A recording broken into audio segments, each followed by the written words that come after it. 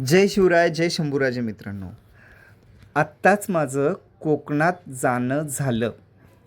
गेलो होतो बुवा कोकणात. तिकडे पाय ठेवल्यानंच निसर्गानं अंगावर मायेची चादर टाकली. वाऱ्याचं थंडगार झोत लागल्यावानी वाटलं आणि स्वर्गातच आलो. मुंबईच्या गडबडीत दमलो होतो. इकडे कोकणात आलो तशी जणू नव्यानं जन्म घेतला.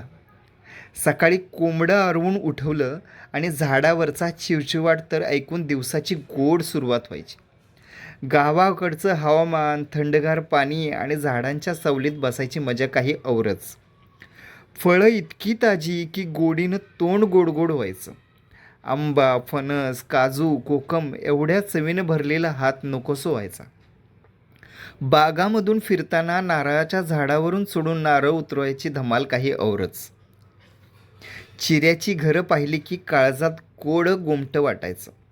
मातीच्या घरांची थंडी वेगळीच आणि कौलारू छपराखालचं थंडगार घर पाहून जीव न्याहून जायचं. घरातली माणसं तर एवढी मायाची, बोलायची तर मिठी मारून हसून स्वागत करायची.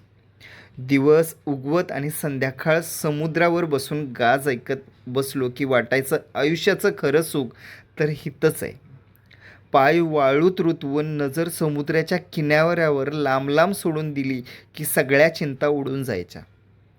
फिरताना गावच्या वाड्यात, तुळशी वृंदावनाजवळ आणि देवळात केलेल्या गप्पा, हसत खेदत आणि अंगणात बसून गोड वाऱ्यानं रात्रीच्या चांदण्यात खेळणं, या गोष्टी सोडूनच द्यायला मन तयारच नव्हतं.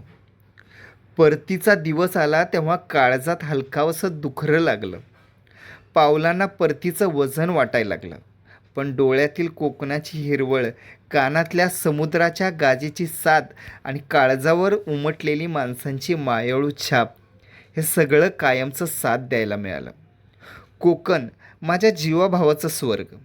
जिकडं नजर टाकेल तिकडं निसर्गाचं सोनं आणि तिथली माणसं म्हणजे देवाचं रूप.